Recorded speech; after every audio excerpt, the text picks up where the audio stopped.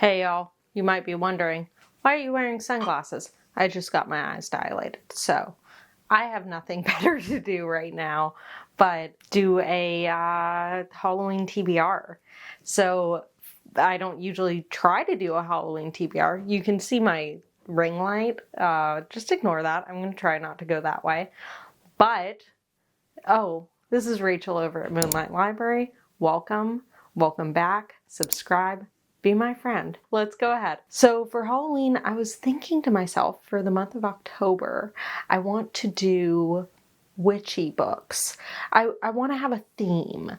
And kind of funny, for my theme, I have a book club every month with some of my local pals. The person who was choosing this month didn't know I had a theme to my TBR for this month, and she chose a witchy book. So crazy. Also, not the type of person that would usually choose a witchy book. So that's pretty exciting. Let me show you that. Oh my god, I probably look so funny with these glasses on. Lanny by Max Porter. I have had this on my shelf for a while. I've been wanting to read this one. I have to hold it far away to be able to read. Not far from London, there's a village. This village belongs to the people who live in it, and to those who lived in it hundreds of years ago. It belongs to England's mysterious past and its confounding present. It belongs to Mad Pete, the grizzled artist, to ancient Peggy gossiping at her gate, the family's dead for generations, and to those who have only recently moved here. But it also belongs to dead Papa Toothwort, who has woken from his slumber in the woods. Dead Papa Toothwort, who is listening to them all. Yeah, I think it's witchy. I'm pretty sure it's magical, weird, little fantastical strangeness. So let's see what that's about. So the first one that I'm actually starting with is going to be Juniper and Thorn by Ava Reid. And this one is a gruesome curse, a city in upheaval, a monster with unquenchable appetites.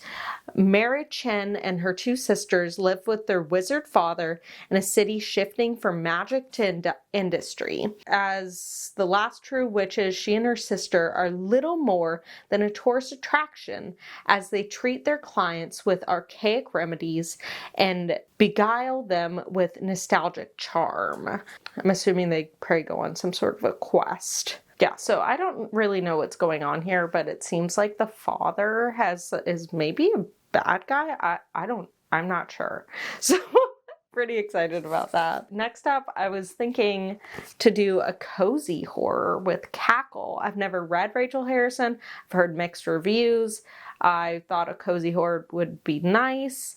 Another thing about this TBR is it's not specifically horror or fantasy. It's just anything witchy. And I kind of love that I'm not going for a horror themed October. It's more of witches, and that can go in any direction, really, Cackle is all her life. Annie has played it nice and safe. After being unceremoniously dumped by her long-time boyfriend, she seeks a fresh start. Annie accepts a new teaching position and moves from Manhattan to a small village upstate. She's stunned by how perfect and picturesque the town is. The people are all friendly and warm. Her new apartment is dreamy, too, aside from the oddly persistent spider infestation. So she meets someone named Sophie, who takes a special interest in her. I'm assuming Sophie's a witch, or maybe Annie's a witch. Someone's a witch. Maybe the bad guy's maybe there's a bad guy and they're a witch. Someone's a witch. So there you go. It's called Cackle. There's got to be a witch, right? Witch. One of the ones I'm most excited for, though, is The Year of the Witching. This has been out for a while, but it's Alexis Henderson. And I read House of Hunger last year, and it was one of my favorite books from last year. So pretty sure This one, or pretty sure I'm gonna love this one. This one's witchy. The other one was like more vampiric. This one's in the land of Bethel, where prophet's word is law. Emmanuel Moore's very existence is blasphemy. Blasphemy. Her mother's union with an outsider of a different race cast her once proud family into disgrace. So Emmanuel does her best to worship the Father, follow holy protocol, and lead a life of submission, devotion, and absolute conformity, like all the other women in the settlement. So this takes place, like, I'm assuming like the 1700s or something. I'm not really sure. 60s. I don't know. A long time ago. It takes place a long time ago.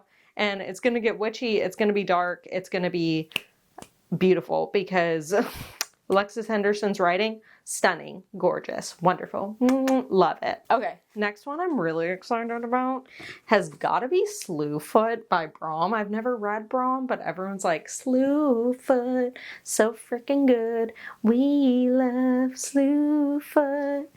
So, set in colonial New England, so once again, we're back in the past. I think the other one's like colonial New England too. So Slewfoot is a tale of magic and mystery, of triumph and terror, blah, blah, blah, blah. An ancient spirit awakens in a dark wood.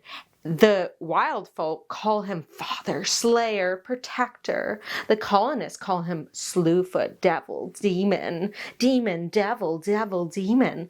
The Ibiza, a recent widowed outcast, alone and vulnerable in her pious village. He is blah, blah, blah. He is only one. He is the only one. Rachel, can you read? He is the only one. Well, my eyes are dilated. She can turn to for help. Together, they ignite a battle between pagan and Puritan. Blah, blah, blah. Sounds great. Love it. We're getting dancy. So next up, we have Weyward. I feel like this one's going to be kind of earthy. Love that. In a wayward, I am a wayward and wild inside. 2019, under cover of darkness, Kate flees London for a ramshackled wayward cottage inherited from a great aunt she barely remembers. With its tumbling ivy and overgrown garden, the cottage is worlds away from the abusive partner who tormented Kate, but she soon suspects that her great aunt had a secret, one that lurks in the bones of the cottage, hidden ever since the witch hunts of the 17th century. Also, I guess it's multiple timelines. So we have 1619, we have 1942. So we have like some of her ancestors or something. Witchy, love it. Why am I dancing? That's just what we're feeling. It's what we're feeling. Final. Nettle and Bone. So Nettle and Bone is by T. Kingfisher. I read The Hollow Places a while ago. I really enjoyed it. And this one is beautiful, but it's also Mara never wanted to be a hero. Oh, so she has to she has to like rescue her sister or something, and she has to collect things. As I said before, I just hauled this one and I was like, build a dog of bones, sew a cloak of nettle, capture moonlight in a jar. That's what she has to do. So, yes, did I just give you anything from this? No. But we have a fantasy world. We got some like quest. We have little items we have to collect, and we love that. We love it. We love it. So, anyways, those are the books that I want to read. Will I read all of them? Probably not. I've been a slow reader recently, and I'm loving it. I'm loving it. I'm loving my just a little bit of slowness, a little bit of leisurely reading. I'm not forcing myself into anything. I'm just kind of going with whatever flowing I'm feeling. Anyways, Let me know what you're reading in October. Let me know if you have any suggestions for witchy books. These are just the ones I own, and I'm trying not to buy books. And I have so many, so that's what I'm reading. But let me know if you have suggestions or thoughts about those. Anyways, if you got to the end, put a broomstick, because witches be riding on brooms. And with that note, farewell. I love you. Thanks for being my friend.